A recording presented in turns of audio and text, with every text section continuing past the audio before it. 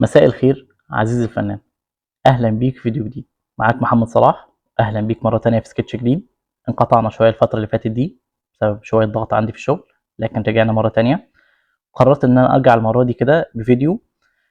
أول ما بتشتغل أنت على الإليستريتور في بعض المشاكل بتواجهك، يعني كشخص أول مرة يستخدم الإليستريتور. فتعالوا نتعرض لها كلها، إيه هي المشاكل دي وإيه هي الحلول بتاعتها. لأن المشاكل دي لو قابلتك وأنت مش عارف تحلها، صدقني هتكره الإليستريتور وهتكره التعامل معاه. لكن لو عرفت ازاي انك انت تحلها وعرفت ازاي ان حلها بسيط جدا، هتحس ان الموضوع لطيف جدا معاك. يلا بينا.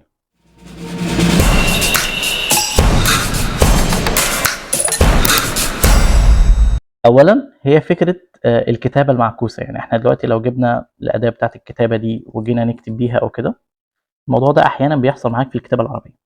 انا الموضوع عندي مظبوط ليه؟ لان احنا بنستخدم نسخه 2024، تمام؟ فالموضوع ما فيهوش مشكله. لكن في النسخ اللي قبل كده كانت بتظهر معاك ازاي بقى؟ جبت لكم صور او صوره من المشكله نفسها، ازاي ان هي بتكون حاصله يعني. فدي المشكله نفسها، تيجي انت تكتب تلاقي الحروف طالعه معاك بالشكل ده. طيب كويس جدا. تعمل ايه بقى؟ اول حاجه بنيجي هنا على edit references، تيجي على طيب، فهيفتح عندك القائمه دي. القائمه دي في 2024 احنا قلنا ان المشكله دي مش عندنا، فبالتالي مش عندنا الحل بتاعها. لكن لما تيجي انت بقى في نسخه تانية اقل 22 او كده، المفروض تفتح معاك القائمه دي. هتعمل ايه انت بقى؟ هتيجي على تايب من هنا، شو اندك اوبشن دي، هتدوس عليها كليك تخليها متفعله. الاندك اوبشن دي تمام، دي مجرد صوره يعني بس بشرح عليها، لكن هنفعل ده كويس قوي. بعد ما تفعله هتلاقي ان مفيش حاجه اتغيرت، يعني هتلاقي ان الكتابه بتاعتك لسه زي ما هي. يبقى انت كده ناقص لك خطوه كمان. بتعمل ايه بقى؟ بتحدد الخط بتاعك ده لما يبقى، يعني لما يبقى كتابه، على اعتبار ان هو يعني كتابه بالشكل ده كده، تمام؟ هتيجي تحدده، وبعدين نروح على الباراجراف. حلو. نيجي هنا، لو لقيتها مختاره اي حاجه، يعني لو لقيت انك انت معمول تشيك على اي حاجه غير دي، لا احنا هنعملها دي، الميدل ايست، تمام؟ وافري لاين كومبوزر وهكذا، تمام؟ هتعمل بس كليك عليها تخليها هي المتعلمه، هتلاقيها بالظبط ظبطت معاك كده، تمام؟ فده اول حل لاول مشكله معانا. المشكله الثانيه معانا انك انت لما تيجي مثلا تشتغل او كده، جاي تشتغل، فشايف انت السمارت جايد اللي بتظهر لي دي؟ شايف الحاجات اللي عماله بتظهر لي باللون البينك ده؟ تمام. بتساعدني جدا ان انا ايه، اقدر امسك الانكور دي كده وابدا منها شغل جديد وهكذا، تمام؟ طيب، دي عشان اظهرها عندي اعمل ايه؟ باجي هنا من على قائمه فيو، تمام؟ وتكون حريص انك مشغل سمارت جايد، تمام؟ لو مش مشغله عندك يعني تشغلها كويس قوي. وبعدين بتنزل تحت لو هي مش ظاهره عندك، يعني هي ممكن تكون جايه لك بالشكل ده، تمام؟ فانت بس ظاهر عندك سمارت جايد، هتنزل تحت كده، وبعدين في الجزء بتاع السناب ده تشيل كل التشيك من على اي سناب، وتعمل بس السناب على ايه؟ سناب تو بوينت، تمام؟ سناب تو بوينت. لو انت هتشتغل على يعني جريدز او كده، هتعمل سناب تو جريد كمان، لكن انا ما بشتغلش على جريد، تمام؟ حاجه تانية، تدوس على كنترول وكي، تمام؟ تيجي هنا على السمارت جايد دي، تمام؟ بتظبط بقى الالوان بتاعتها. انت لو فاكر كان بيظهر لنا اللون باللون البينك او الماجنتا ده، عشان احنا مظبطينها من هنا باللون ده. لو حبيت تغير لون تقدر تغيره من هنا. طيب بالنسبه للزاويه، اكيد انت عندك بيبقى عندك يعني سمارت جايد بيظهر لك كل زاويه، الزاويه دي قد ايه بقى، انت بتحددها من هنا. انا بعملها من 15 ل 90. 15 ل 90 ده يعني ايه؟ يعني 15 30 45 وهكذا، تمام؟ وطبعا ومضاعفتها يعني، تمام؟ الحاجه التانيه اللي محتاج تظبطها السنابنج توليرانس بتاعك، كل ما يقل كل ما يبقى افضل بالنسبه لك، كل ما يبقى اصعب لكن افضل. يعني كل ما تحس ان الموضوع ادق شويه، لكن هيبقى اصعب انك تظبطه. طب لو حسيت بالمشاكل فيه، تقدر تزود الاثنين دي، هي باي ديفولت تقريبا بتبقى 4، تقدر انت تظبطها تخليها 7، تخليها 10 تقريبا، اكتر حاجه فيها 10 على ما اعتقد. خلينا نتاكد، كنترول كي، تقريبا 10 اخر حاجه يعني، تمام؟ لكن انا بخليها على 2 وشغال بيها كويس، تمام؟ ننتقل بقى للمشكله الثانيه. دلوقتي انا بعد ما بشتغل اي شغل ما في الستريتور هنا، بكون محتاج ان انا اخرج الصوره دي، انا محتاج اخرج الشغل بتاعي ده. طيب هنعتبر ان ده العمل الفني اللي انا قمت بيه، تمام؟ او اللي انا عملته. طيب انا محتاج اخرج ده دلوقتي، باجي على فايل، تمام، اكسبورت از، هنا احدد المكان ديسكتوب مثلا، باجي هنا اسمي الملف بتاعي وليكن تيست، تمام، وباجي هنا اشوف الصيغه اللي انا عايز اخرج بيها. انا افضل صيغه بتعامل معاها هي البي ان جي، تمام، واعمل يوز ارتبورت. ايه الفرق ما بين انك تعمل يوز ارتبورت او لا؟ يوز ارتبورت بيقص لك كل حاجه بره المربع الابيض بتاعك ده، الارتبورت بتاعك ده بيجيب لك بس اللي جواه. يعني احنا لو حاطين ده، المربع الاخضر ده لو جاي قاطع هنا كده هيجيب لك بس الجزء اللي جوه. ده بالنسبه لي مهم جدا يعني، فبعمل ده. الاول والرينج دي ايه؟ انا دلوقتي الرينج بتاعي لو فتحته هلاقي فيه واحد بس. ليه واحد؟ لان انا عندي ارت بورد واحد بس هو اللي انا اشتغلت عليه. طب لو عندك اكتر من واحد هتلاقي عندك اكتر من، يعني هتلاقي هنا لو انت عندك 5 هتلاقيه كاتب لك الرينج من 1 ل5. طب انت لو محتاج تطلع الارت بورد رقم واحد بس بتكتب هنا واحد. طب محتاج تطلع من 1 ل3 بتكتب من 1 شرطة 3، تمام. ده لو انت عندك، في حالة ان هو لو انت عندك اكتر من ارت بورد. انا في حالتي انا بعمل اول ويوز ارتبورت بعدين اكسبورت، تمام. باجي هنا اختار هاي او ميديوم او سكرين على حسب الجوده اللي انت محتاجها، وعلى حسب كمان المشروع اللي انت شغال بيه. لو المشروع اللي انت شغال عليه خلينا نقول صغير تقدر تطلعه هاي، لكن لو هو كبير اصلا انت هتبقى محتاج انك تقلل الجوده بتاعته عشان يعني يبقى اسهل معاك في التعامل. هاي، بعمل ده الاختيار التاني ده، تمام. وبعدين هنا بقى بنيجي للباك جراوند. لو انت شايف الباك جراوند هنا، الباك جراوند هنا بالنسبه لي انا بيضه، لكن انا ما حطيتش اي حاجه على الارت بورد. انا اشتغلت على الارت بورد بشكل مباشر من غير ما احط اي ارضيه، خلينا نقول، تمام. فهو هنا بالنسبه لي بيقول لي الباك جراوند بتاعتك عايزها تكون يعني ترانسبيرنت، ما فيش اي حاجه تحتها، فتطلع لي كمان ترانسبيرنت. وكمان يعني لو انا محتاج اطلعها بالشكل ده، يعني انا دلوقتي لو عملت لوجو مثلا ومحتاج ابقى اخد اللوجو ده ترانسبيرنت كده واحطه مثلا على الشغل بتاعي او كده، فانا محتاج اطلعها بدون خلفيه. او عندك ايه كمان، خلفيه تكون بيضاء، او ايه تاني، الخلفيه تكون سوداء. ده على حسب بقى اختيارك. انا يعني في معظم الاحيان يا اما بعملها انا وايت، يا اما بكون انا محدد ال ال الارضيه بتاعتي انا، يعني بكون عامل زي مربع كده او ريكتانجل او ايا كان، وملونه انا باللون اللي انا عايزه للباك جراوند. اوكي، بيبدا يتسيف معاك بشكل تمام جدا. تعالوا نبص بصه كده. تيست، دي اعلى جوده تقدر انت تاخدها من ايه، من الستريتور، تمام. بس كده. تعالوا بقى ننتقل للمشكله الثانيه. المشكله الثانيه اللي ممكن تواجهك وانت بتستخدم الستريتور انك ما تكونش عارف توصل للادوات بتاعتك. يعني انت محتاج تغير الالوان، لكن انت وانس ان السواتشز ولا الكالر دي مش موجوده عندك هتعاني بشكل كبير. طب انا اغير اللون ازاي؟ تمام، تبدا تغير من هنا. طب ده مش طبيعي. انت محتاج الالوان تكون قدامك وتجرب عليها. ده في حاله الالوان، يعني ممكن يبقى حاجه اكتر من كده، تمام. فمن الحاجات المهمه جدا انك انت ترجع للدرس بتاع الورك سبيس اللي كنا عملناها. في هاسيبه لك برضو هنا. الورك سبيس دي بتحدد لك انك انت ايه القوائم اللي انت موجوده هنا عندك وحاطط فيها ايه بالظبط، وكل حاجه يعني تبقى محطوطه في مكانها بالظبط. يعني اهم حاجه بالنسبه لي انا هو الشريط بتاع الكنترول ده. يعني ويندوز هنا لازم من ويندوز هنا اكون مفعل الكنترول ده. الكنترول ده بيديني اتاحه على حسب الحاجه اللي انت شغال عليها. يعني انا دلوقتي لو مسكت ده كده وبدات اشتغل على المربع ده كده او الشيب ده بالنسبه له كده، هيبدا يقول لي انت ممكن تغير الالوان بتاعته من هنا، تمام. او ممكن تغير لون الستروك بتاعه من هنا، تمام. طيب ممكن تغير كمان حجم الستروك بتاعه من هنا، تمام. ممكن تغير الشكل بتاع الستروك نفسه من هنا، وهكذا يعني بالشكل ده، تمام. فبيدي لك بعض يعني الاوبشنز اللي انت ممكن تتحكم فيها بناء على الحاجه اللي انت شغال عليها. يعني انا دلوقتي انا كنت ماسك شيب فكان جايب لي ايه، بعض الحاجات اللي ممكن تيجي مع الشيب. لكن انا لو مسكت مثلا كتابه او تكست زي ده كده وعملت كده ومسكته هلاقيه جايب لي حاجات للكتابه ايه بالظبط، الاوباسيتي بتاعت الخط قد ايه، طيب النوع بتاع الفونت نفسه، تمام، من هنا. طيب يعني هكذا، شايف الفونت نفسه ايه، ممكن تغير فيه زي ما انت عايز، والحاجات بتاعته كمان. بعض الاوبشن التانية محتاجه يكون في النص ولا ايه بالظبط، يعني الاونلاين بتاعه وحاجات زي كده. فعلى حسب انت بتشتغل مع ايه. فالورك سبيس ده موضوع مهم جدا، ولازم قبل ما تبدا تشتغل لازم تعمل لك الورك سبيس الخاص بتاعك.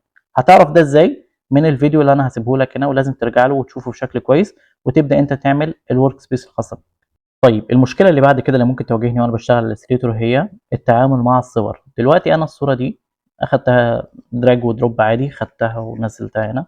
بالنسبة لموضوع الdrag وdrop ده، الموضوع ده هتلاقيه عندك يعني drag وdrop ده يعني إيه؟ إنك أنت تاخد الصورة من على سطح المكتب مثلًا وتسحبها كده وتيجي على الإليستريتور وتنزلها، يعني بدون إنك أنت تعمل open وfile وopen وتفتح الصورة وهكذا، إنك تسحبها بس كده. طيب موضوع السحب ده بيبقى شغال معاك في خلينا نقول النسخ العالية شوية، يعني تقريبًا من أول 20 22 هتلاقي الدنيا تمام. طيب قبل كده لازم لأ تعمل هكذا يعني وتدخلها بشكل open أو كده يعني، تمام. حتى تقريبًا في 18 كانت شغالة معايا drag برضه، بس هتلاقي مشكلة بسيطة كده لو أنت حد يعني أنت لو بدأت تشتغل أو كده فأنت هييجي لك الحاجات منين؟ يعني معظمنا ممكن ييجي له الحاجات على الواتساب، يعني بغض النظر عن إن ده صح والّا لأ، والمفروض إن هي تيجي لك بشكل لينك وبجودة عالية، يعني ده يعني شغل احترافي يعني. لكن خلّينا نقول إنك أنت جالك حاجات من الواتساب، لمّا تيجي تنزّل الصور دي من الواتساب وتعمل لها drag عايز تنزّلها على الإليستريتور، في بعض الأحيان هترفض معاك ده في النسخ القديمة. دي المشكلة هنحلها إزاي بقى؟ بتفتح الصورة دي بعد ما بتنزّلها عندك على الجهاز، يعني بعد ما بتنزّلها عندك على الجهاز، تيجي تعمل لها edit بأي شكل، يعني وليكن هي الصورة دي، باعمل كده sorry. يعني دلوقتي ولنعتبر هي الصورة الtest دي هي بابدأ كده أعمل edit، وفي الedit ده يعني أحاول إن أنا أعمل أي edit وأعمل save as وأسيّف الصورة وكأنها صورة تانية، تمام، يعني وكأن أنا باسيّف الصورة دي بصورة تانية خالص.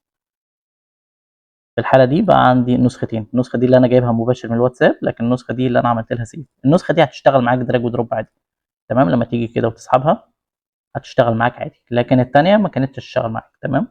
طيب حاجة تانية، دلوقتي الصورة دي عليها حرف الإكس ده أو خلّينا نقول علامة الإكس دي كده، معنى كده إن هي لسه ما اتعملّهاش embed في البرنامج عندي. يعني أنا دلوقتي لو عملت كده وجيت أشتغل عليها وعملت clipping mask هتتعمل clipping mask عادي، لكن لمّا آجي أنا أشيّر لك الفايل ده هتلاقيها إن هي راحت الصورة دي. ليه؟ لإن أنت ما عندكش الsource بتاع الصورة دي، والحاجة التانية إن أنا ما عملتهاش embed عندي في الجهاز. طيب المفروض أعمل إيه بقى؟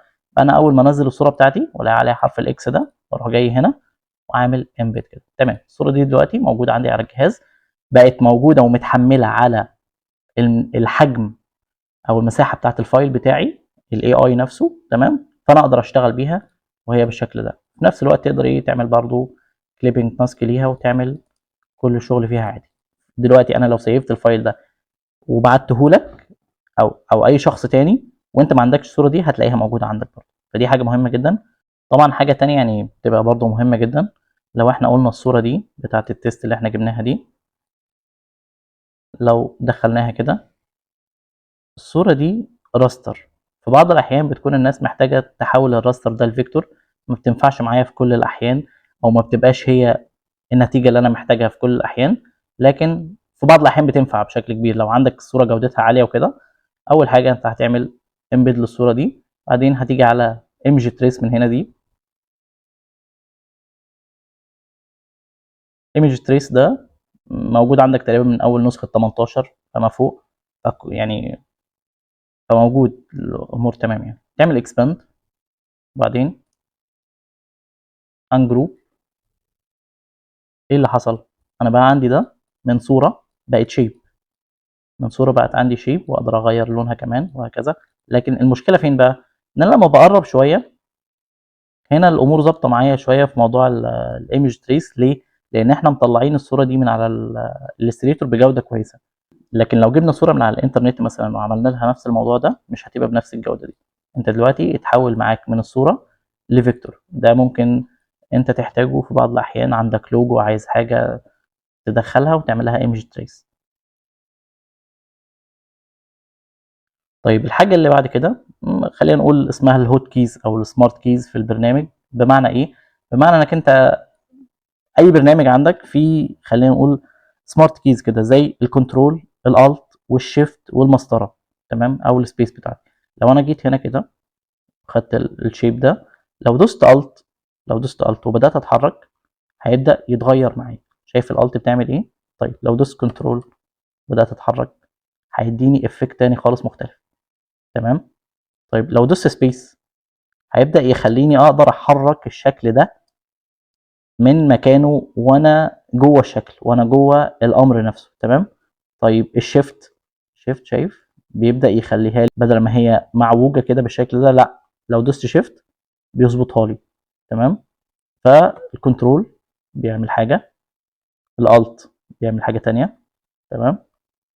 الشيفت بيعمل حاجة، والسبيس بتعمل حاجة تانية، وده هتلاقيه عندك تقريبا في كل الايه الادوات او الحاجات عندك. يعني انت لو جيت على اي اداة تانية، جيت كده ودوست كنترول، هتلاقيها اكيد بتعمل حاجة. يعني شايف الكنترول بيحول لك ما بين السليكشن ده، تمام، وما بين الدايركت سيلكشن في نفس الوقت كده. انت دلوقتي ماسك الاداه بتاعت السليكشن، دوست كنترول وداك على الدايركت سيلكشن على طول. تمام.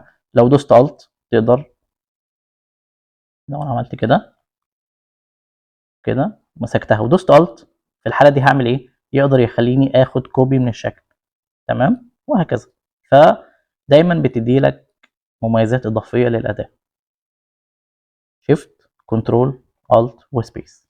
من الحاجات اللطيفه برضو بالنسبه لي هي موضوع اليوزر انترفيس. اليوزر انترفيس ده ممكن ادخله من الايديت هنا، ريفرنسز وجنرال كده، هيفتح لي ده. هاجي هنا على اليوزر انترفيس، بقدر من خلالها ان انا اغير اللون بتاع خلينا نقول الانترفيس بتاعه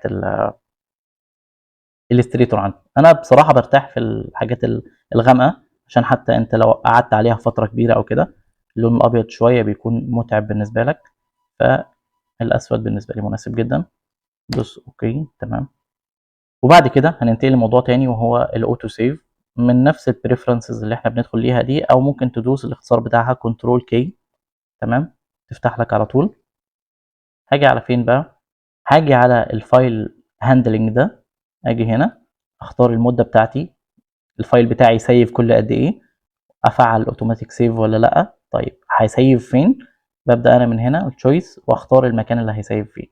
خد بالك من المكان ده، احيانا الفايل ممكن يحصل له كراك يضرب معاك او كده، فهتحتاج احيانا انك ترجع للمكان ده. الفولدر ده ممكن تعمل لنفسك فولدر جديد في الدي او كده، وتبدا تسيف فيه كل دقيقه اتنين براحتك زي ما انت عاوز. الحاجه الاخيره بالنسبه لي في الفيديو بتاع النهارده هو موضوع الفونت. لو انا حبيت اضيف فونت جديد، لينا كذا طريقه طبعا، لكن لو قلت بالنسبه لي دلوقتي ان انا جبت الفونت ده نزلته، هبقى اقول لك بعد كده اهم المواقع انك تنزل منها فونتات او الحاجات اللي بتساعدك في الشغل. لو جيت هنا، ده الفونت بتاعي. عندك كذا طريقه. الطريقه الاولى انك انت تاخد الفايل ده وتروح تضيفه في السي في الفونت بتاعت الجهاز نفسه، او بتيجي هنا على المصدر بتاع الفونت ده، كليك يمين، install for all users. تمام.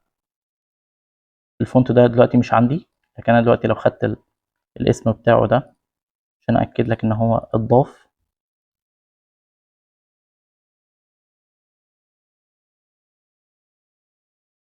اجي انا هنا اكتب بالشكل ده،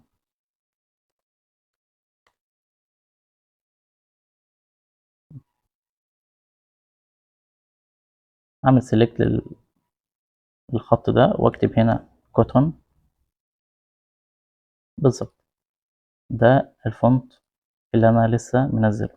حاجة تانية لطيفة في الموضوع، انك انت الفونت ده عشان تبدأ تشتغل بيه او تشتغل عليه، تحتاج تعمل كليك يمين وكرييت اوتلاين، تعمل اوتلاين كده. الحاجة دي هتفيدك في حاجتين. اول حاجة انك لو سبته بالشكل ده ونقلت الفايل ده لحد تاني وهو ما عندوش الفونت بتاع الكوتون ده، هيجي بالنسبة له الخط غير ما انت بعته خالص، لان انت بعته تكست، مازال بامكانك انك تغير عليه. طيب عشان تسيف التغييرات بتاعتك او عشان تضيف تغييرات كمان جديده، بتعمل ايه؟ بتيجي على الكتابه بتاعتك هنا، كليك يمين، كرييت اوتلاين. بالظبط كده، تحول عندك من تكست لشيب. نعمل بس انجروب، وبعدين ممكن تيجي كوتون ده،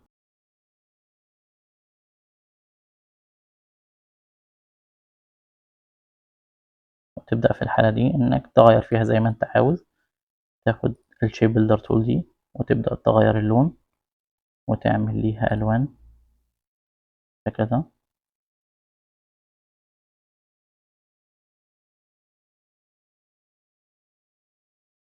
وتديها اي افكت تاني انت عاوزه، بقيت بتتعامل معاها، ما بقتش تكست بالنسبه لي، بقت شيء بس. وهو ده كان الدرس بتاع النهارده، اتمنى ان هو كان درس كويس ولطيف ومفيد.